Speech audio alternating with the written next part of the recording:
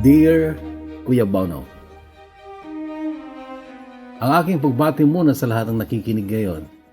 Sino ka man, nasaan ka man, anumang papel mo sa mundong ito, magandang oras sa'yo. Siguro karamihan sa mga nakikinig ngayon ay nagtatrabaho para sa kanilang pamilya. Paki-comment naman ang salitang yes kung tama ako. At sa lahat ng mga nag-yes, congratulations sa inyo dahil walang dudang gumaganap kayo sa isang napakahalagang papel sa mundong ito. Lahat tayo, babae ka man o lalaki, tayong lahat ay ina. Inaasahan. Dahil may mga taong tayo ang inaasahan, sa atin sila umaasa.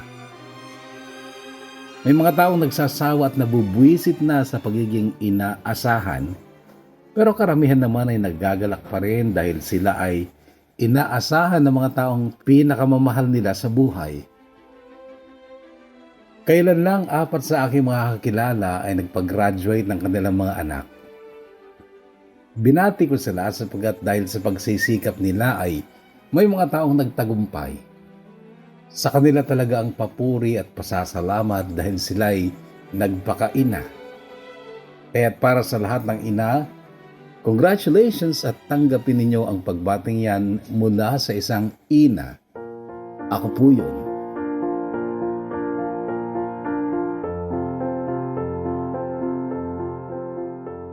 Bago tayo magpatuloy sa aking love story ay may ipapakilala muna ako sa inyo.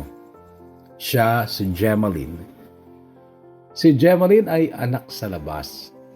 Ang kanyang inang si Belen noon ay katulong na nabuntis ng isa sa mga anak ng kanyang amo. Hindi boyfriend ni Belen ang anak ng kanyang amo. Siya ay pinagsamantalahan lang, ginawang parausan. Binigyan si Belen ng pera at saka pinalayas noong magbuntis na siya. Umuwi siya sa kanyang tiyahing dukha lang din. Kalaunan ay isinilang ni Belen si Gemaline, ngunit 2 taong gulang pa lamang si Gemaline ay pumanaw si Belen dahil nabunggo ng isang walang hiyang driver. Si Gemaline ay ipinaampon ng tiyahin ni Belen dahil hindi niya ito kayang arugain. Yung unang umampon kay Gemaline ay namatay din nung siya ay grade 1 na. Kaya inampon na naman siya ng kaibigan ng unang umampon sa kanya. Ito si Mrs. Elena Magsangkay na isang matandang dalaga. Si Elena ang nagpakaina kay Gemaline. Pinag-aral niya ito hanggang 3rd year sa criminology hanggang sa kinuha si Elena ng kanyang pamangkin sa Amerika at hindi na isama si Gemaline. Sariling sikap na lang ni Gemaline ang pagtapusin ng kanyang sarili. Nakatapos naman siya kalaunan at naging ganap na pulis. Minsan lang daw umibig si Gemaline.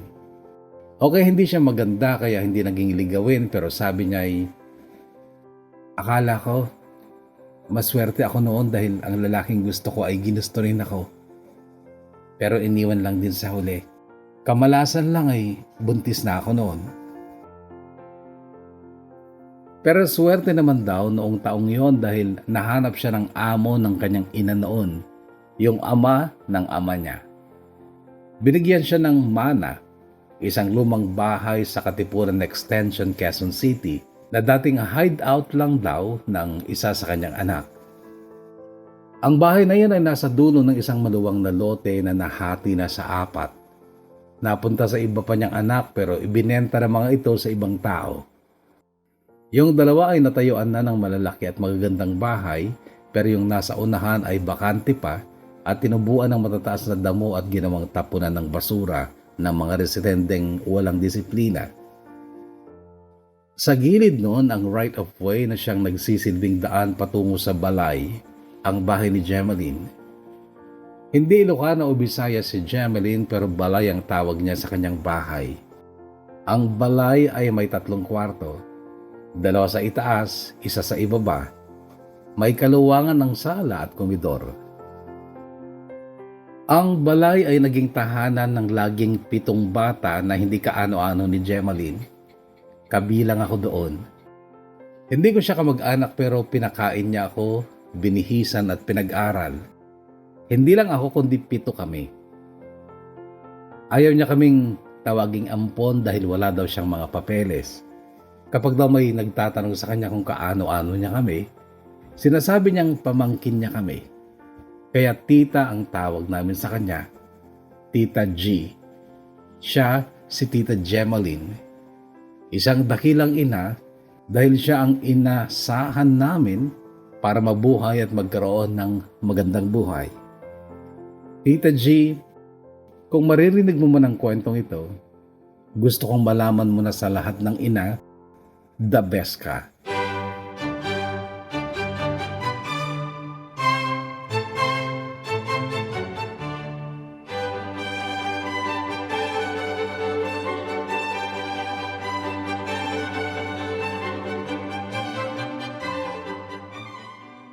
May mga magulang at mga kapatid ako, Kuya Bono. Actually, marami kami. Sa payatas kami isinilang at lumaki pero nakilala ni Tita G ang nanay ko. Naawa si Tita G dahil gusto kong mag-aral noon pero mahirap nga kami. Kinuha niya ako sa kondisyong magpapakabait at magsisipag ako. Pulis si Tita G kaya tiwala akong sumama sa kanya. June 5, 1994 nung makilala ko si Tita G. Nag-aaway kami ni nanay noon sa bangketa kung saan kami nagtitinda ng borloloy na pangbabae. Sinabi ni nanay na hindi muna ako mag-aaral dahil wala kaming pera. Yung ate at kuya ko lang daw munang mag-aaral. Nagwala ako, umiyak at naglupasay sa daan. Siya namang lapit ni Tita G. Inalam kay nanay kung bakit ako umaatungal. Yun, sinabi ni nanay at walang ano-ano ay sinabi ni Tita G na may isang bakante pa raw sa kanyang balay. Kung gusto ko yung sumama ako sa kanya. Tiwala sa kanya si nanay, ganoon din ako kasi pulis siya. At noon na nga uminog ang buhay ko para sa kwentong itong sana ay bigyan mo ng pamagat na balay.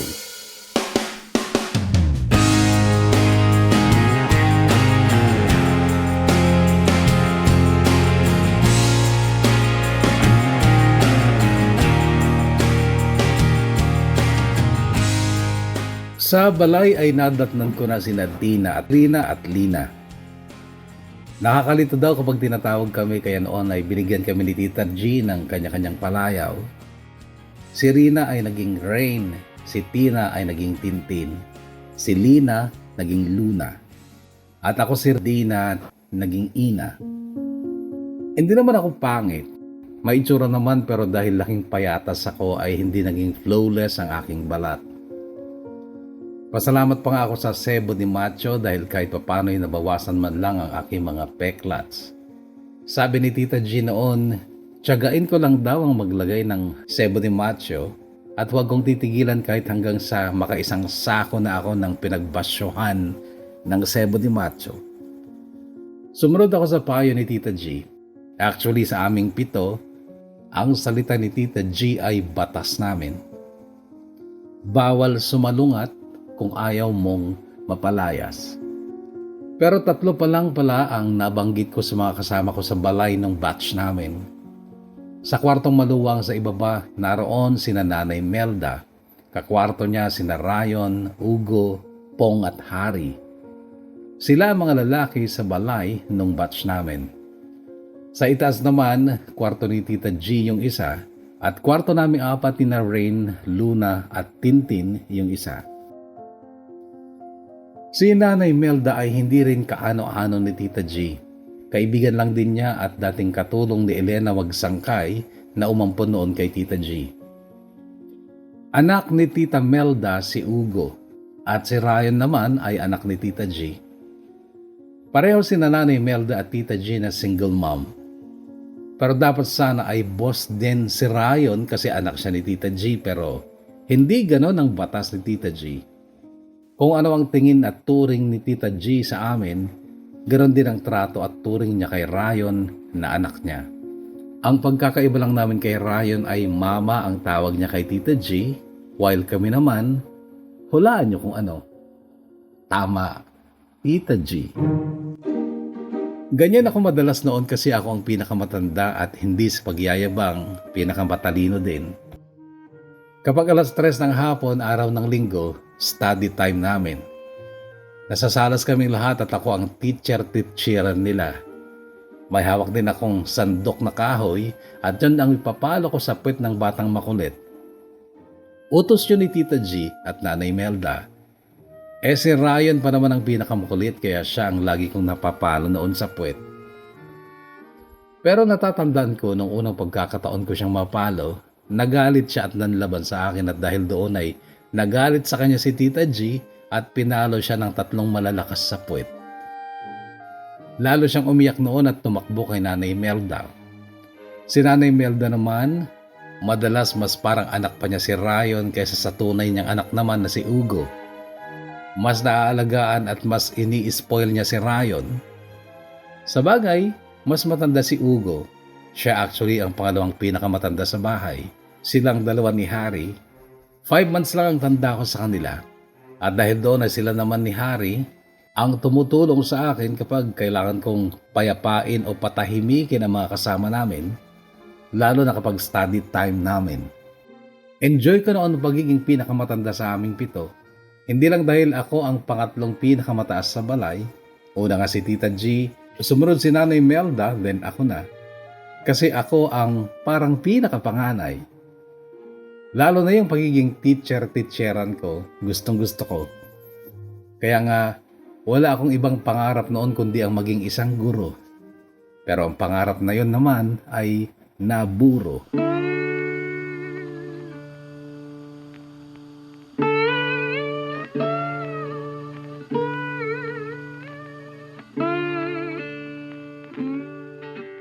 First year high school na ako nung isang gabing dumating sina Tita G at Harry. Lamukos ang mukha ni Harry at kapag ganon, alin lang sa dalawa. Napagalitan siya ni Tita G o napaaway na naman si Harry. Kaso pangalan ko kaagad ang isinigaw ni Tita G kaya iniwan ko muna noon ang hinuhugasan kong pinggan pero paglapit ko tinawag ni Tita G si Luna. Luna, ikaw na ang magtuloy sa paghuhugas ng mga plato. At ikaw, Ina, turuan mo magbasa itong si Harry.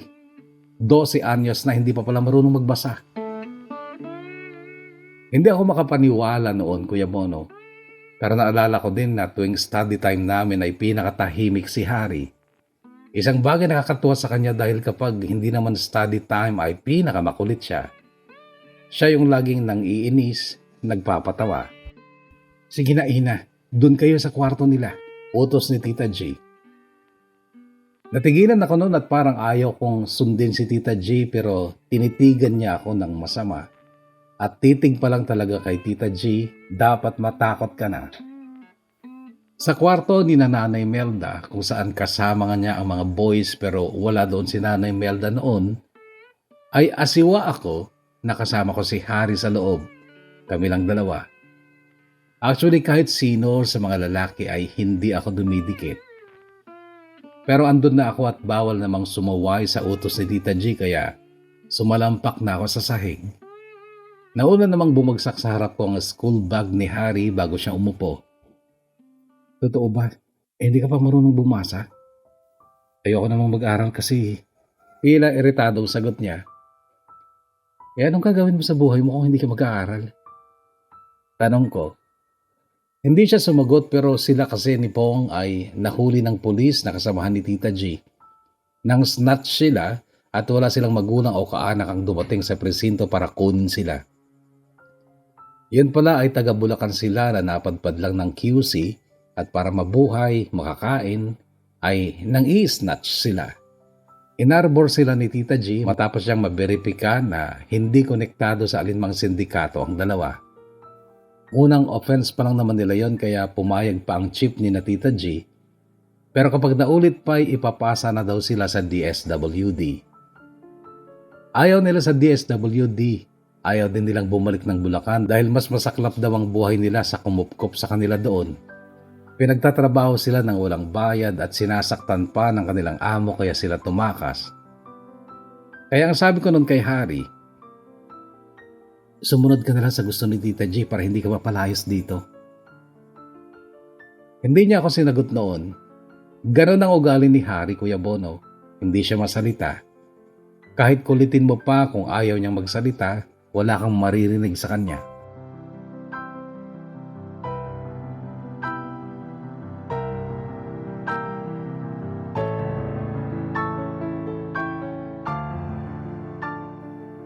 Pero awa ng Diyos, Kuya Bono, sa pagsisikap naming dalawa ay natuto naman siyang magbasa. Nagtapos siya ng elementary, Kuya Bono, ay 15 years old na siya. Kasi that time na pinatutukan siya sa akin ni Tita G sa pagbabasa ay 12 years old na siya pero grade 3 pa lang. Then, ayaw niya nang mag-aral ng high school. Katatapos pa lang niya ng elementary ay nagtrabaho na sila ni Pong sa paggawaan ng chichirya. Si Pong naman ay katatapos lang ng second year noon sa high school. Pero at least si Pong ay nagpatuloy pa rin ng pag-aaral. Ako naman noon ay fourth year na sa susunod na pasukan. Hinayaan sila ni Tita G na magtrabaho kasi bakasyon naman noon. Pero hindi namin sukat akalain na ayaw na pala talaga ni Harry ang mag-aral. Kahit anong pilit ni Tita G at Nanay Melda noon na mag-enroll siya, ayaw niya. Mangiyak-ngiyak siya sa pagsasabing, "Magtatrabaho na lang po ako. Tutulong na lang po ako sa inyo." Napilit ko siya magsabi ng totoo kung bakit ayaw niyang mag-aral. Mapapaaway lang daw siya lagi sa school dahil siguradong pagtatawanan siya kasi matanda na daw siya pero first year pa lang. Sabi ko pa sa kanya, "Harry, yung best friend mong si Pong masipag mag-aral. May pangarap siya. Hindi ka ba natatakot na pagdating ng araw, maganda ang buhay niya pero ikaw mahirap lang?" Gaya ng dati, Kuya Bono, ay hindi siya nagsalita. Talagang bahala ka sa buhay mo kung mahulaan mo ang laman ng isipan niya. Kung minsan noon, Kuya Bono, ay nagdududa ako na baka anak din talaga ni Tita G si Harry kasi malaki ang pagkakatulad ng ugali nila. Lalo na yung pareho silang tamad mag-explain. Ayaw nilang magkwento. Marami man kaming alam tungkol kay Tita G pero lahat yon ay mula lang kay Nanay Melda. Ganon din kapag may bilin or utos sa amin si Tita G na hindi malinaw sa amin, kay Nanay Melda kami tatakbo, magtatanong. Pero kapag si Harry naman ang inutusan, ni hindi rin nagtatanong. Susunod na lang pero tama ang ginawa. At maririnig pa namin kay Tita G ang salitang, "Ikaw talaga, Harry. The best ka."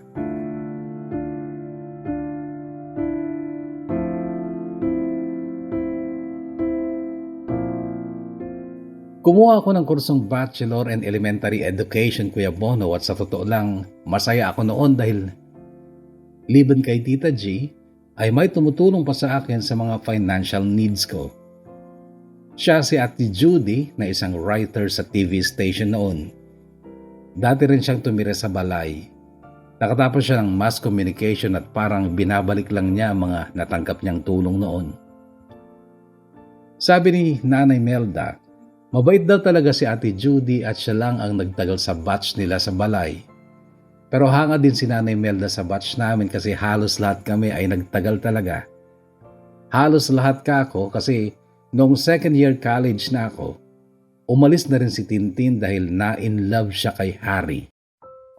Si Harry naman, hindi siya pinapansin.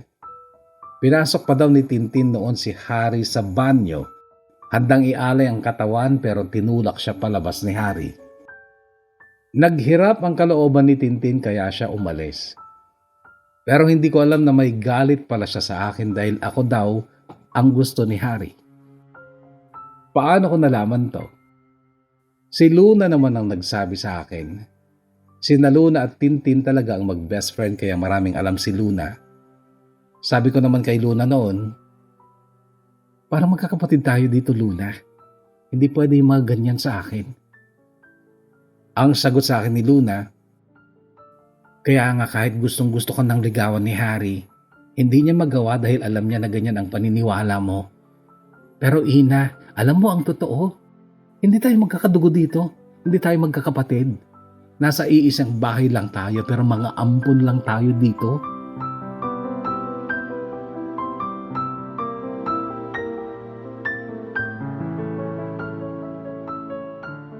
Na-conscious ako sa totoo lang mula nung sabihin sa akin ni Luna na may gusto sa akin si Harry.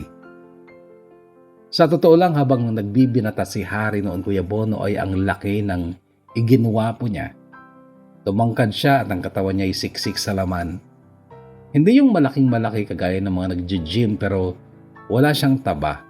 Siksik nga at may mga abs siya. Natuto din siya maging malinis sa katawan at ayaw na ayaw niya ng makukulay na damit. Laging puti at gray lang ang kulay ng mga t-shirt niya at maong lang ang pantalon niya. Naging malapit ang loob ko kay Harry mula nung 15 anyos siya, Kuya Bono, yung panahon na nagsimula siyang magtrabaho at malaking bahagi ng kinikita niya ay binibigay kasi niya kay Nanay Melda, pangdagdag sa budget sa balay. Kapag sweldo niya, lagi siyang nagre-request ng masarap na ulam para sa lahat. May ugali din si Harry na namimili siya lagi ng mga gamot at ini-stock sa aparador niya. Yung mga patent medicines lang na pangsakit ng ulo, lagnat o busipon, panggamot sa sugat. Kapag may sakit sa balay, sa kanya kaagad kami tatakbo para manghingi ng gamot. Napaluha nga lang ako nung malaman ko ang dahilan kung bakit siya nag-stock lagi ng gamot. May kapatid daw siya noon, nakababatang kapatid na may sakit. Laging nilalagnat at masakit ang katawan at namamaga ang lalamunan. Namamalimos daw si Harry noon para may pambili lang ng gamot ng kapatid niya. Kasi 10 years old lang siya noon. Kapag nalimusan siya, nakakabili siya ng paracetamol pero kapag wala, iiyak na lang daw siya sa matinding awa sa kapatid niya na namatay lang din dahil sa sakit na hindi man lang nalaman kung ano talaga. Ang nanay niya, nag-asawa ng iba at kaagad nang nagbuntis.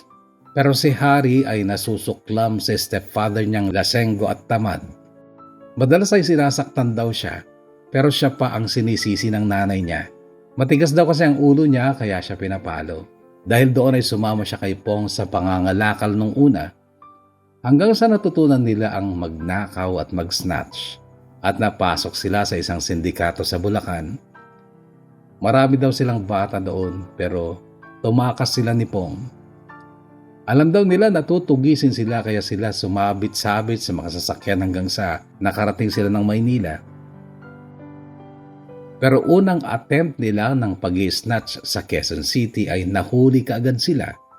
Kaya sila nakilala at kinupkop ni Tita G.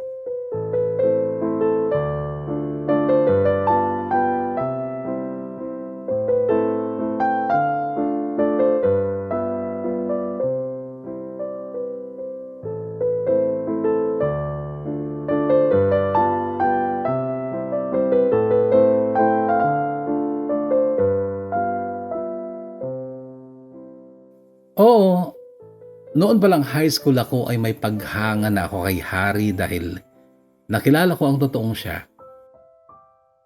Dati, lalo na nung bagong salta pa lang ako sa balay at narinig ko ang kwento ng mga buhay nila ni Pong mula kina Rain, Luna at Tintin ay parang nasabi ko sa sarili ko na gaya lang din sila ng mga batang kasabay kong lumaki sa Payatas. At noon pa lang ay nasabi ko na rin sa sarili ko na hindi ako magkakagusto sa mga lalaking ganon.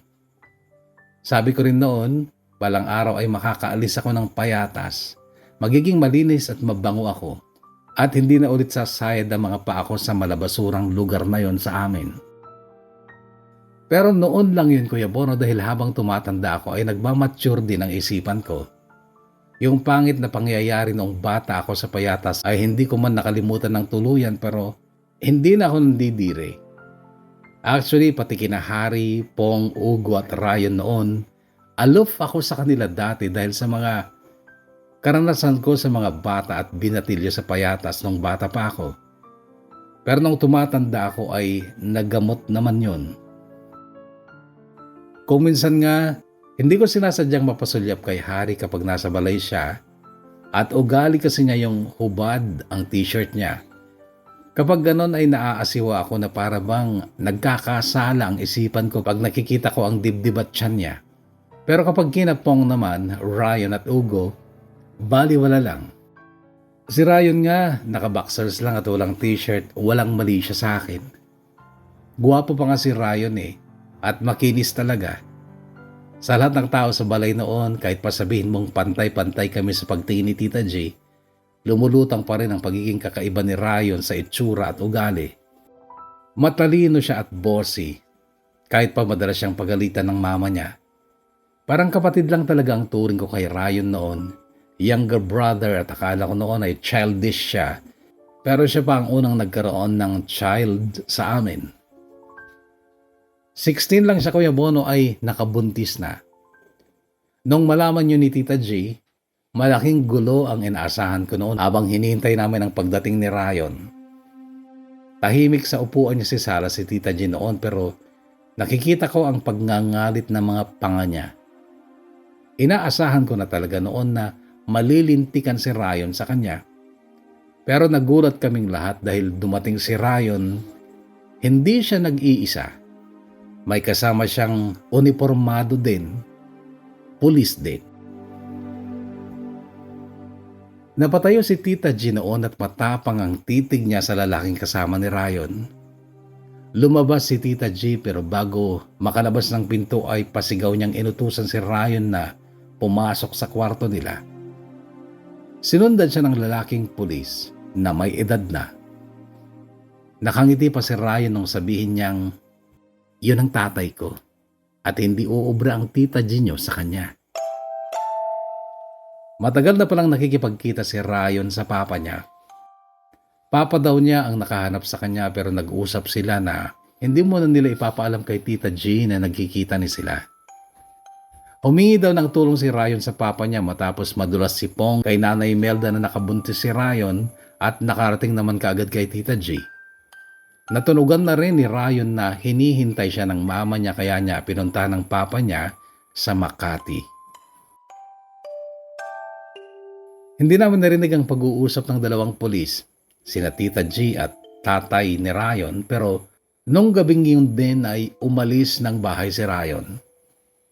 Kalmado si Tita G at ngingiti-ngiti lang sa isang upuan yung isang pulis. Pinuntahan namin ni Rain si Ryan sa kwarto nila habang nag-iimpake ito. Pero napapaluha. At nagulat kami sa sinabi niya. Matutuwa na siguro siya kasi aalis na ako dito. Sabi niya na si Tita G ang tinutukoy niya. Bakit naman siya matutuwa?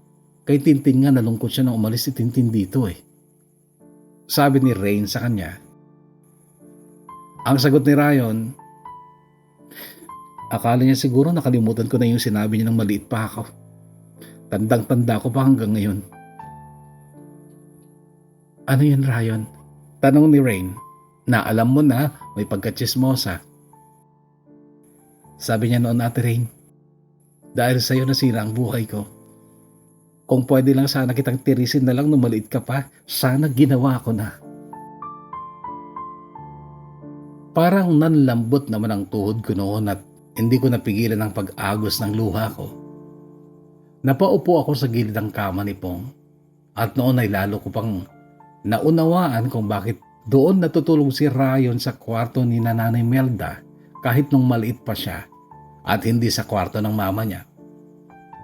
Napaiyak ako noon dahil parang kontra din sa isipan ko ang magalit o masuklam kay Tita G kasi nire-respeto namin siya. Pero bakit naging ganon siya sa sarili niyang anak pa? Nagyakap kami ni Ryan bago siya lumabas ng kwarto nila. Don't worry, Ate Ina. Darating ang araw, ipapasyal ko ang baby ko dito. Sa isip ko noon parang ang hirap naman yatang maging magulang sa edad na 16 or 17. Pero naisip ko din, naka-back up nga pala sa kanya ang papa niyang pulis na malayong mas mataas ang rangko kesa kay Tita G. Si Tita G na ang nag-utos sa aming lahat na kapag nasa balay siya, bawal pag-usapan ang tungkol sa umalis na. Sina Tintin at Ryan ang tinutukoy niya.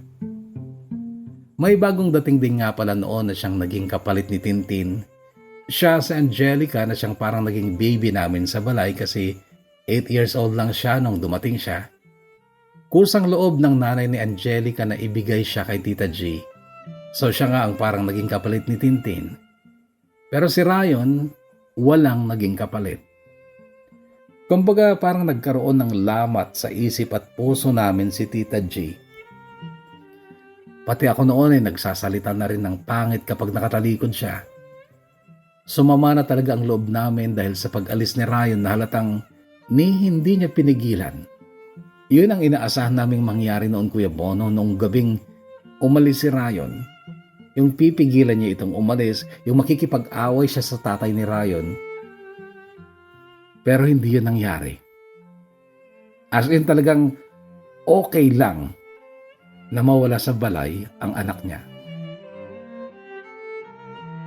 Lalo pang tumindi ang pangit na pagtingin namin kay Tita G nung sumunod na taon na dumating bigla si Tintin at nakiusap kay Tita G na tanggapin ulit siya. Kaso lang ay malaki na ang tiyan ni Tintin. Tinakbuhan din daw siya ng boyfriend niya. Of all people ay inasahan ko na si Tita G ang makakaunawa sa kanya dahil pareho silang tinakbuhan ng mga nakabuntis sa kanila. Pero nagulat ako dahil madiin ang salita ni Tita G noon kay Tintin. Hindi ka pwede dito, Tintin. Hindi na kita tatanggapin. Umalis ka dito. Gumaralgal ang boses niya sa huling salita niya. Pagkatapos na umalis siya, saglit naman kaming nakipagkwentuhan noon kay Tintin. Umiiyak siya. Napaiyak din kami na Luna at Rain dahil sa awa namin kay Tintin pero wala din naman kaming magagawa para matulungan siya. Noon ay lalong umalab yung galit namin kay Tita G. Nasasaktan ako noon dahil nire-respeto ko siya pero bakit may pagka-demonyo naman yata siya. Nagre-rebelde din ang isip ko noon kasi nga patuloy akong nakikinabang sa mga tulong niya pero may takot ako na baka isang araw may kapalit pala lahat yon. Hindi ko maisip kung ano pero natakot talaga ako, Kuya Bono, kaya kalaunan ay umalis din kami ng balay.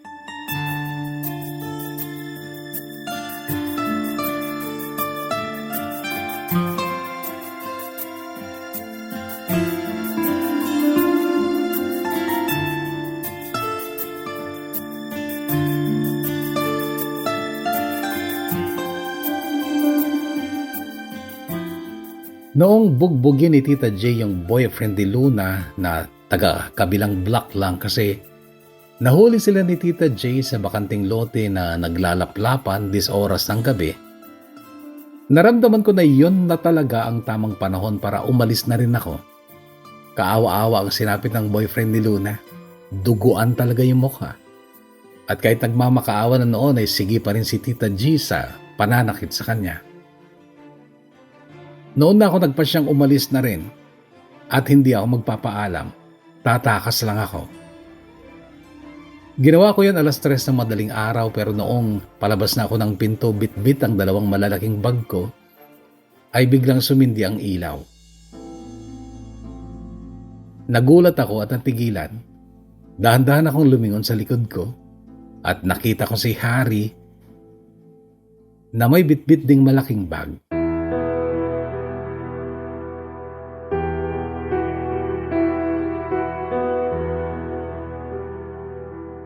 So ang nangyari, sabay kaming umalis ni Harry. Sinabi daw sa kanya ni Luna at Rain ang balak kong pagtakas. Ang sabi daw sa kanya ni Luna, kung talagang mahal mo si Ina, hindi mo siya hahayaang umalis mag-isa.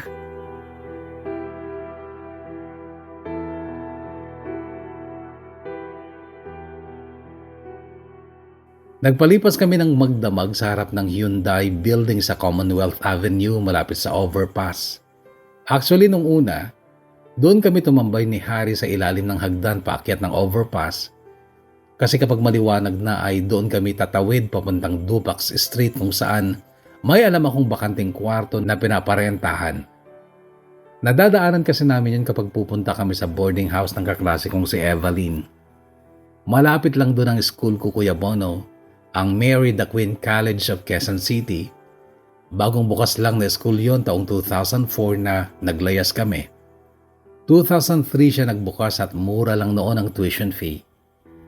So nung madaling araw na yun na magkasama kami ni Harry, sa totoo lang nalilito ang utak at puso ko noon.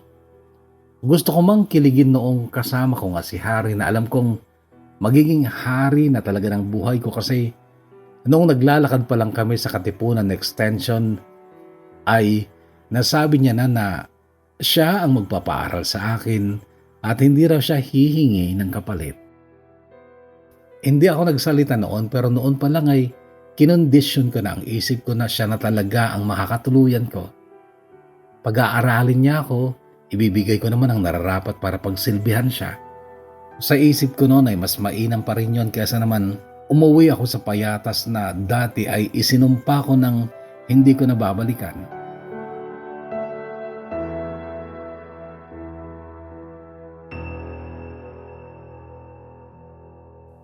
Noong alas 6 na ng umaga ay tumawid na kami ng overpass at tumuloy na kami sa Dupax Street kung saan naroon ang room for rent na alam ko.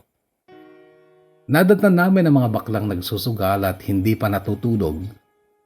Isa doon si Mamo Mura na siyang may-ari ng bahay na may bakanting kwarto. Babae ang ayos niya pero malaki ang boses niya.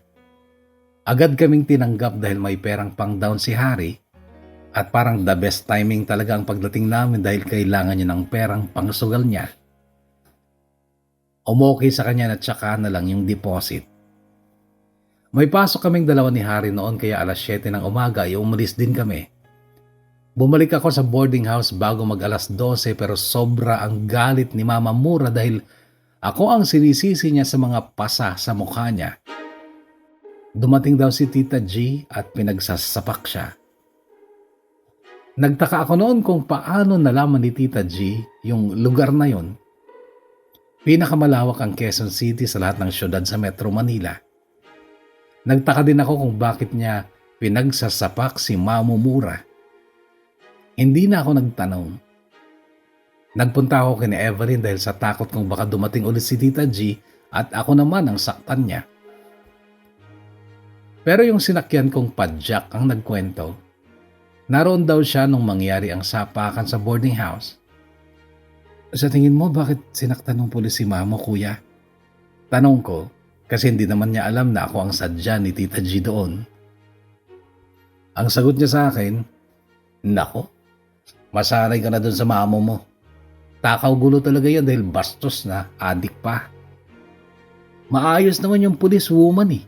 Nakikiusap pa nga. Kaso yung Mamo mo kasing gaspang na muhanan ng ugali niya. Buti nga sa kanya. Nakatagpo siya ng katapat niya. Ito ang kwento ng padjak driver pero hindi pa rin naalis ang takot ko kay Tita G dahil para sa akin ay mali pa rin saktan niya ang landlady namin. Binilin ko ang isang ka-boardmate ko noon na sabihin niya kay Harry na puntahan niya ako kina Evelyn. Nung dumating si Harry, noon kami nagkasundo na lumayo na lang kami ng Quezon City. Noon na rin inamin sa akin ni Harry na natatakot din siya kay Tita G dahil baka siya ang sisihin kung bakit ako naglayas.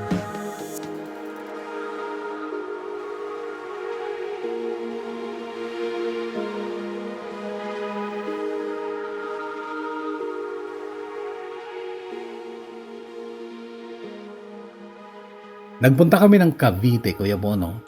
Doon ay pareho kami nagtrabaho ni Harry. Magkasama kami sa isang kwarto pero sa maniwala at sa hindi ay sinikap kong huwag munang magpagalaw kay Harry. Unti-unti kasi Kuya Bono ay napagtatanto ko ang pagkakamali ko. Ang padalos-dalos kong desisyon na magtigil ng pag-aaral pati ang pag-alis ko sa balay. Unti-unti nare-realize ko na maling-mali. At kapag nabuntis pa ako, lalong mas malaking pagkakamali.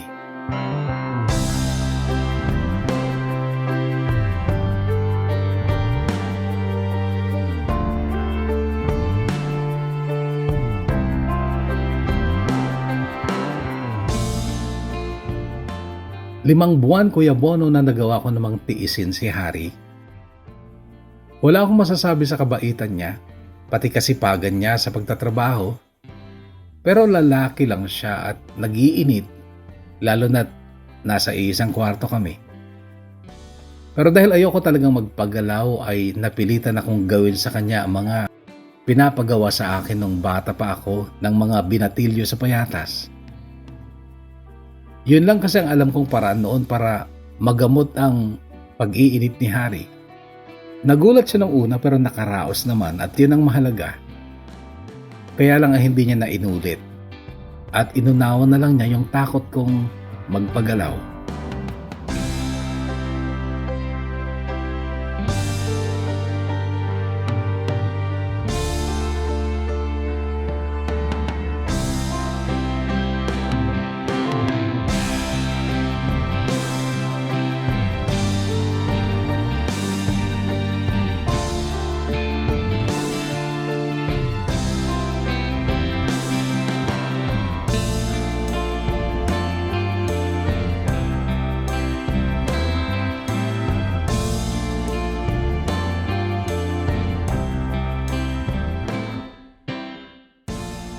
Noong panahong yun, Kuya Bono, ay napilit ko na rin si Harry na mag-aral ulit sa ALS or Alternative Learning System.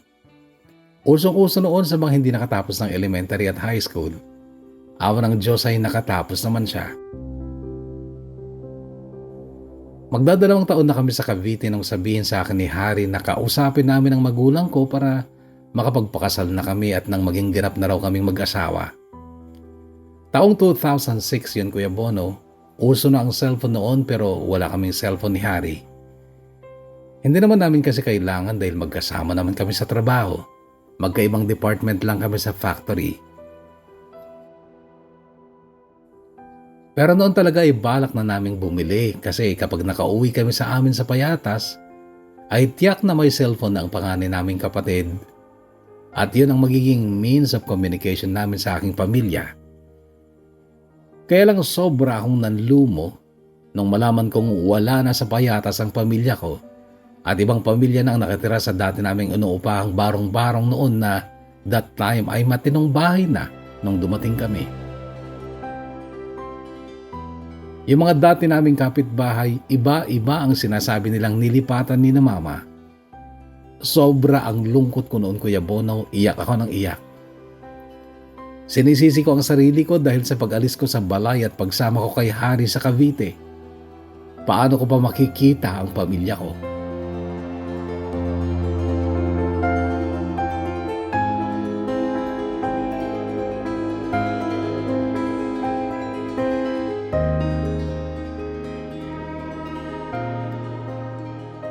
Sa kagustuhan ni Harry na aliwin ako ay dinala niya ako sa Evergotesco sa Commonwealth. Kakain daw kami at bibilhan niya ako ng bagong damit. Kumain nga kami sa isang fast food at pagkatapos nun ay umakyat kami sa second floor para tumingin ng damit. At sa dami-dami ng mabibilhan namin ay doon pa sa shop kung saan nagtatrabaho pala si Tintin. Nagulat din si Tintin nung makita niya ako. Nagkamustahan kami kasi the last time na nagkita kami ay nag-iiyakan kami dahil hindi siya tinanggap ni Tita G. Pero ang sabi ni Tintin, dinala niya ako sa Nazareth. Doon niya ako hinabilin hanggang sa mga anak ko. Nazareth? Ulit ko. Nazareth Home, yun sa Project 4. Tumutulong sila sa mga buntis na walang asawa at magulang. Noong gabing yun, inaabangan lang pala ako ni Tita G sa labas. Pero nung makita niya ako, sinakay niya ako at dinala nga ako sa Nazareth. Noon, Kuya Bono, ay nakaramdam ako ng pagkakonsensya sa galit na inipon ko noon kay Tita G. Lalo na nung sabihin pa ni Tintin ang ganito. Linggo-linggo pa rin akong dinadalang ni Tita G noon. At kahit ang mga anak ako sa ospital, lagi rin siyang nandun. At siya nga din ang nakahanap ng lalaking kaya akong tanggapin. Kaya heto, happily married na ako, Ina.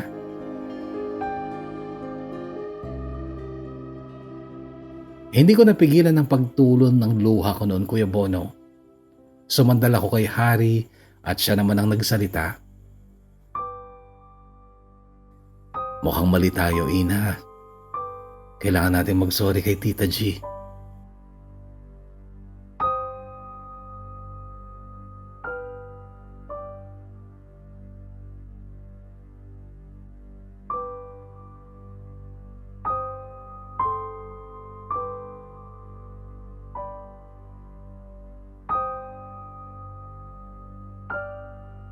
Nag-ipon muna kami ni Hari ng pera noon, Kuya Bono, kasi gusto naming marami kaming dalang pasalubong pagdating namin ng balay. Kaya lang, nagamit namin sa ibang bagay ang pera kasi nasama kami sa mga nag-a-applyan noon papunta sa Taiwan bilang factory worker. Pinilit ako ni Hari. Wala daw sa plano namin ang pag-a-abroad at bigla na lang sumulpot kaya't naniniwala siyang matutuloy kami. Siya kasi, Kuya Bono, ay naniniwala na kapag pinaplano hindi natutuloy, at tama siya dahil natuloy nga kami sa Taiwan. 22 years old ako noon, 21 lamang siya, at muntikang ma-reject si Hari noon dahil sa age niya, pero nung makita siya, nakitang mature at magandang pangangatawan niya, ay ipinasok din siya. At alam mo ba, Kuya Bono, na unang pagkakataong may mangyari sa amin ni Hari talaga ay naganap sa hotel sa Maynila nung gabi bago ang flight namin papuntang Taiwan.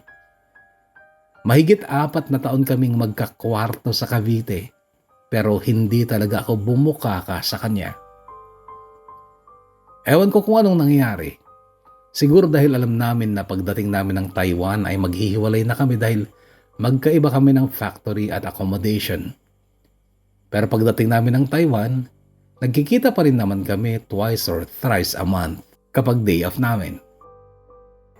Pero bago kami nag-flight, Kuya Bono, ay nakauwi naman muna kami sa balay. Wala nga lang kaming masyadong pasalubong noon kasi may mas mahalaga kaming pinagkagastusan. May sakit pa si Nanay Melda noon at wala na rin si Luna at Rain kasi nag-asawa na raw sila. Ang nangyari, si Hari na lang ang bumalik ng Cavite. Naiwan ako sa balay para ako munang mag-alaga kay Nanay Melda.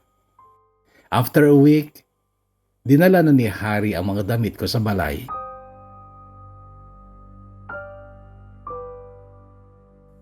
For the first time, Kuya Bono, ay nakita naming umiyak si Tita G sa harap namin ni Hari. Nung dumating kasi kami, nasa seminar si Tita G sa Baguio. Nung dinalhan ako ng damit ni Hari, siya namang dating ni Tita G at niyakap niya kaming dalawa ni Hari. Kinagabihan ay nag-aya siyang uminom sa likod. Kami lang namang tatlo at noon siya nagkwento for the first time din tungkol sa buhay niya. At kung paanong parang nakasanla daw ang kaluluwa niya sa lalaking nakabuntis sa kanya, pero siya pa ang may utang, siya pa ang takot sa taong umagrabyado sa kanya, yung tatay ni Ryan. Alam daw niyang darating ang araw na kukunin nito si Ryan sa kanya at wala siyang magagawa. Pasensya na lang, Kuya Bono, kung hindi ko idedetalye ang bagay na yon dahil komplikado ito at wala akong kinalaman sa buhay nila. Ang sabi pa ni Tita J, pero alam ko, isang araw, marirealize ni Ryan na kayo nga minahal ko, siya pa kaya na anak ko. Tita G, may sinabi sa amin si Ryan nung bago siya umalis dito. May sinabi ka raw sa kanya nung maliit pa siya at hindi niya yun nakalimutan. Ako din, hindi ko yun nakalimutan. Pero kung ma-imagine nyo lang ang buhay ko noon, nasa training ako, magiging pulis na ako, pero nabuntis pa ako. Kaya na-delay pa ng 5 taon ang pagiging pulis ko kasi nag-ulit ako ng training nung 4 na taong gulang na si Ryan. Pero napakahirap ng buhay namin noon. Sa araw-araw noon, hindi ko alam kung saan kamay ng Diyos ko kukunin ang kakainin naming mag-ina. Nabuhay lang kami sa awa ng mga kaibigan ko pero karamihan sa kanila nagsawa din at iniwasan ako. At hindi ko sila masisisi noon dahil ako mismo, ang tingin ko sa sarili ko noon ay walang pinag-iba sa isang parasite na mimerhuisyo ng ibang tao para lang mabuhay.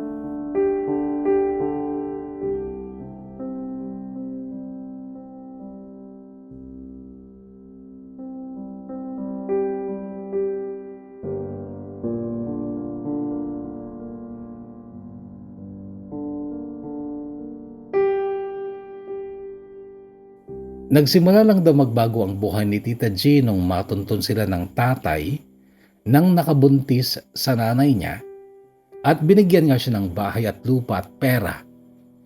Noon na rin niya hinanap si Nanay Melda upang may makatulong siya kaya nakapag-training ulit siya pero hindi raw niya naiwasang lumapit ulit sa pulis na nakabuntis sa kanya para mapadali ang muling pagtitraining niya.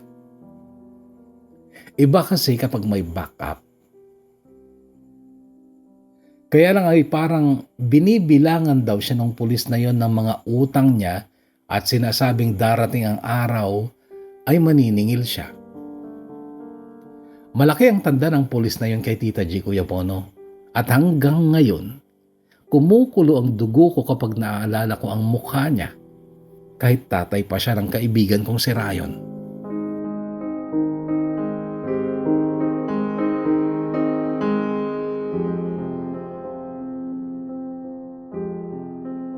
Sa Taiwan nabuo ang panganay namin ni Harry. Magtatatlong taon na kaming pareho doon nung mapuruhan ako at syempre, naging kontrobersyal ang paglobo ng tiyan ko noon kasi nga, yung mga roommates ko lang nakakaalam na may nakakadate ako kapag day off ko, si Harry nga. Pero natapos ko naman ang kontrata ko bago ako nakauwi nung 7 months na ang tiyan ko. Si Harry ay nag-extend pa dahil may offer sa kanya. Outstanding worker kasi siya, Kuya Bono, sa batch namin. Marami kaming naipon ni Harry noon kahit na buwan-buwan pa kami nagpapadala kay Tita G ng para sa balay. Naisipan ko noon na dapat magkaroon na kami ni Harry ng bahay. Ang sabi ni Harry, kausapin ko daw si Tita G kung pwede kaming magtayo ng bahay sa loob ng lote niya. Bakit dito?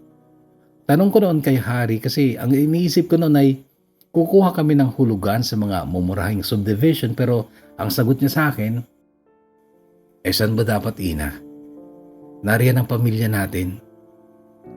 Hindi na tayo dapat lumayo pa dyan.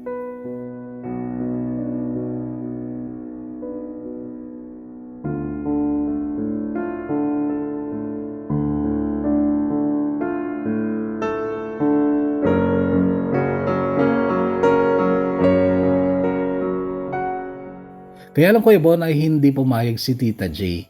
Ang sabi niya ay doon ako magpatayo ng bahay sa harap. Saan harap po? Tanong ko noon.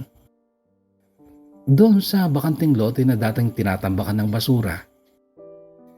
Nung umuwi kasi ako galing ng Taiwan, Kuya Bono, ay napansin kong may bakod ng loteng yon at malinis na.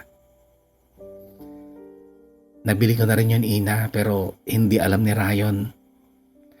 Itong lupa at bahay na ito, alam kong darating ang araw na pag-iinteresan din ni Rayon dahil may karapatan siya dito.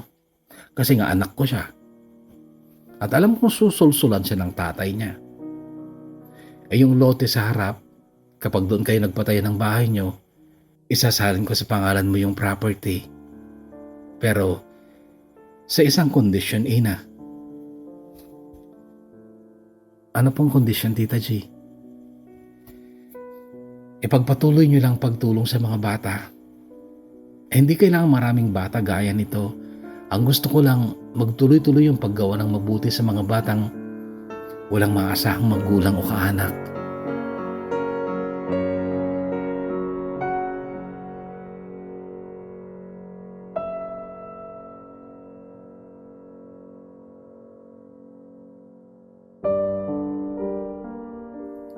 Pumayag si Harry, Kuya Bono, kaya't nakapagpatayo nga kami doon pero hindi bahay kundi 3 unit na commercial building na isang palapag lang. Sa ngayon ay pinapaupahan namin. Yung malaking bahagi ng lote, doon kami magpapatayo ng bahay pagdating ng araw. 3 palapag ang pangarap ni Harry na bahay.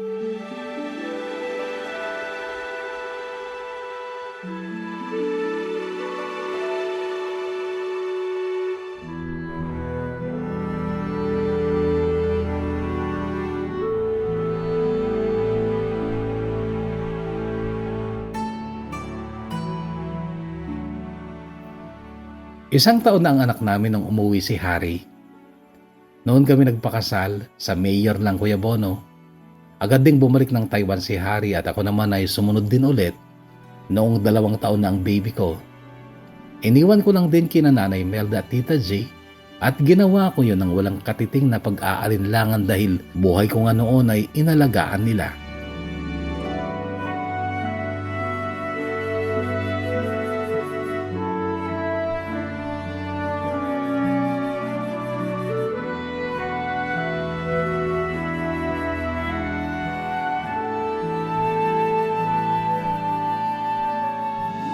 Noong 2013 ay umuwi kaming sabay ni Harry. Magti-30 na ako noon at hindi na ideal ang age ko para sa factory sa Taiwan. Pero pwede pa sa Japan as long as wala ka pang 30 sa oras na mag-flight ka. Kami ni Harry ay pinalad ulit na mapunta dito sa Japan. Nauna naman akong nakaalis pero after 7 months ay nag-flight na din si Harry. Nung una ay hiwalay din kami ng tirahan pero paglaon, nakakuha din kami ng bahay kaya magkasama kami ngayon dito. Nandito na rin ako sa Japan nung sa wakas ay matuntun ko ang isa sa mga kapatid ko sa pamamagitan ng Facebook. Nasa Visayas sila. Taga roon talaga kasi si Papa at maayos ang buhay nila doon dahil 2 sa 2 kapatid ko ay nakapag-asawa ng AFAM. Nagpapadala din naman ako ng pera para kay Mama at Papa. Pero ang kita talaga namin ni Harry ay iniipon lang namin para sa aming mga plano sa hinaharap, lalo na ang negosyo dahil hindi naman kami pwedeng magtrabaho dito habang buhay. Kailangan naming mag-business upang magpatuloy ang pagtulong sa mga taong kami ang inaasahan. May negosyo na ngayon si Tita G. Nag-retire na siya noong bago mag-pandemic. Isa sa mga racket niya ay ang pagbili noon ng 10 second-hand na single motor. Pinapaboundaryhan niya sa mga lalaking naging rider ng Grab at Foodpanda na walang sariling motor. Isa lang yun sa mga business niya dahil gusto niyang maging masigla pa rin ng balay at may bata pa rin nabibigyan ng pag-asa. Maraming nagsasabi kay Tita G na gawin niya ng legal yung pagpapatayo ng ampunan para daw mas marami pa siyang matulungan dahil tiyak na susuportahan siya ng mga ahensya at ng mga politiko, yung mga social agencies. Pero ayaw niya. Mas okay pa rin daw sa kanya yung mismong magulang ng bata ang makikiusap at parang ilalagak lang ang anak niya sa kanya at pwede niyang isoli kapag hindi niya makontrol yung bata. Sa ngayon ay mayroong 5 bata sa balay, kabilang na doon ang anak namin. May asawa na rin si Ugo, pero ewan ko sa kanya kung bakit sosyal pa ang babaeng pinili at maski ang nanay niyang si Nanay Melda ay hindi kasundo ng babae. Kaya naman si Nanay Melda ay pinili pa ring manatili sa balay kaysa makitira daw sa bahay ni Ugo sa Valenzuela. Si Pong ay nasa Saudi Arabia, wala pang asawa. Si Tintin ang mayaman na dahil ang napangasawa niya ay yung biyudong pamangkin ni Ma'am Elena Magsangkay, yung babaeng umampun noon kay Tita J. Sina Tintin at ang kanyang asawa ay nakatira ngayon sa Amerika. Si Rain ay may asawa na rin at 2 anak at kasalukuyan siyang domestic helper sa Hong Kong. Kay Luna wala kaming balita. Hindi rin namin siya mahanap sa social media pero ramdam daw ni Tita G na isang araw ay darating sa balay si Luna. Kami ni Harry, okay naman kami dito. Sinusulit lang namin ang bawat panahong pwede pa kami magtrabaho dito dahil once na nag-for good na kami, panibagong chapter na naman yon ng buhay namin. At kung mapapansin niyo Kuya Bono ay talagang hindi ako nagkaroon ng ibang relasyon, kundi si Harry lang. At sabi niya sa akin nung bago kami ikasal, natatandaan mo ba nung inutusan ka ni Tita G na turuan ako magbasa? Tapos sabi ko sa iyo, ayoko naman talagang mag-aral. Ang tanong mo sa akin noon, anong gagawin mo sa buhay mo kung hindi ka mag-aaral? Hindi ko alam kung anong isasagot ko noon sa iyo. Pero naramdaman ko na ayaw ko mapaalis. At gusto ko, nakikita kita lagi. Gusto ko kasama kita lagi kaya Pinilit kong mag-aral magbasa. At mula din daw noon, Kuya Bono, ay wala na siyang inasam kundi ang makasama niya ako hanggang sa aming pagtanda. Maliban sa mama ko, kay Nanay Melda at Tita G, ay lubos ang pasasalamat ko sa Diyos dahil kahit na pangit ang kabataan ko ay isang lalaki lang ang idinulot niyang mahalin at pagsilbihan ko, ang aking nag-iisang hari.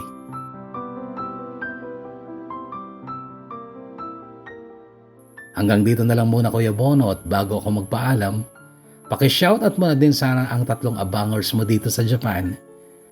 Sina Kyle Madrid at sina Lenny at June Carval. Gumagana at nagpapasalamat, Ina.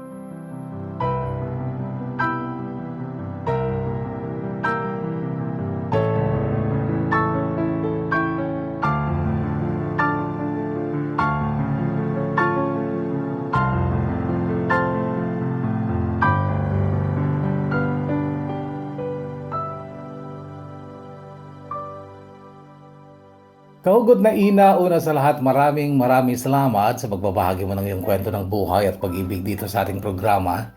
Thank you very much and congratulations sa napakagandang papel ninyo sa mundo ngayon. Kagaya ng iyong intro, yung pagtatanong mo kung ano ba yung papel namin sa mundong ito. And thank you so much. Congratulations pala sa napakaganda at natatanging papel mo sa mundo. At sana nga ay magtuloy-tuloy ang sinimulan ni Tita G, ang balay. I really love the story, kaya lang hindi ako masyadong natuwa dun sa pagtrato ni Tita G sa kanyang anak. Well, sa isang banda ay nauunawahan ko kung bakit in-level niya yung kanyang sariling anak sa inyo, sapagkat umaasa pala siya na darating ang araw na mawawala din sa kanya, malalayo din sa kanya yung kanyang anak, hindi ba? Pasensya na mga kaugot kung napakaingay ng aking paligid, ano? And yun nga, yung treatment lang niya sa kanyang anak, yun yung medyo naging kaso sa akin. Sa bagay, hindi ko siya mabiblame sapagkat nabuhay siyang halos mag-isa, and she must know the pain of being alone. At yung kung gagawin niyang special yung attachment niya sa kanyang anak once na dumating yung araw na kunin ito sa kanya, ay magiging masakit nga. Anyway, hindi tayo pare-parehasan sa pagtrato sa mga bagay-bagay pangyayari sa buhay natin. Diskarte niya yon. Pero sana huwag niya nang hintayin na pag-interesan ni Ryan yung lupa at bahay. Sana magkusa na siya. Iyon ay isang pagtanaw dun sa katotohanan na anak niya ito. Huwag niya na sanang hintaying pag-interesan pa, ibigay na ng kusa. At kung natuloy man na ibigay niya sa iyo, kahugot na Ina, yung pangalawang lupang nabili niya upang sa ganoon ay maipagpatuloy niyo namang mag-asawa, yung balay ay sana pagbutihin niyo rin. And I know hindi yan madali, pero siguro magiging kahanga-hanga talaga ang magiging papel nyo sa mundong ito kapag naipagpatuloy nyo yan. Congratulations at in behalf sa maraming batang kagaya ng napagdaanan nyo, ay maraming salamat. And God bless you and your family. At sa ating mga shoutout, Lilibet Balinsat Sabado, shoutout kay Bono sa anak ko na si Kerwin Angelo at Balinsat and Sabado family. Lagi nakaabang sa mga bagong kwento. Maraming salamat, Lilibet Balinsat Sabado. Hazel, shoutout ulit, listening here in Kingdom of Saudi Arabia from San Mariano, Isabela. Kriel, shoutout kuya, no problem. Antonio Fenibindiza, shoutout to you. Aspen Kabasi, shoutout to you. Melwin Antonio Kayaban, shoutout to you. Kay Nilaj Neston Hart Diaz Abido, shoutout to you from Dubai.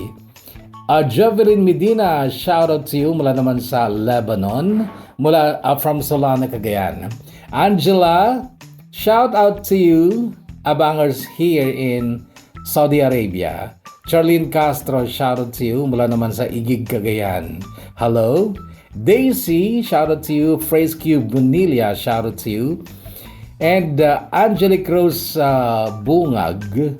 Shoutout Kuya Bono dito sa Kuwait na laging nakikinig sa mga bagong kwento mo. Shoutout na rin sa mga katrabaho ko dito sa Kuwait ng Nawaf Catering Service na lagi din nakikinig sa magandang kwento nyo habang nagtatrabaho at pampalipas oras namin. Maraming salamat, Angelic Rose Bungag.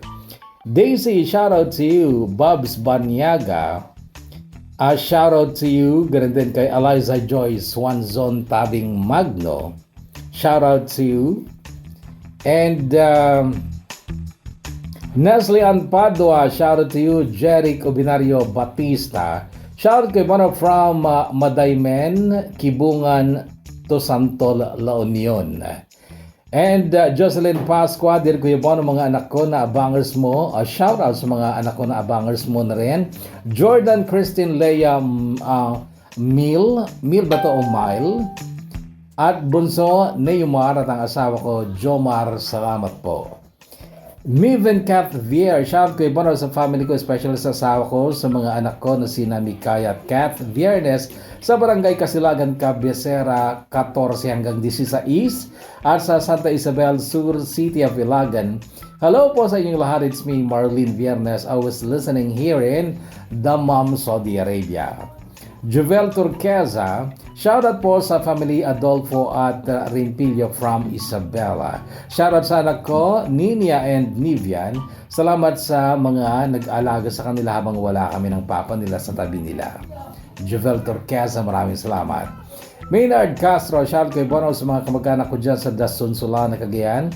Miss ko na kayo, lalo na yung mga mahilig sa gin bilog na kagaya ko.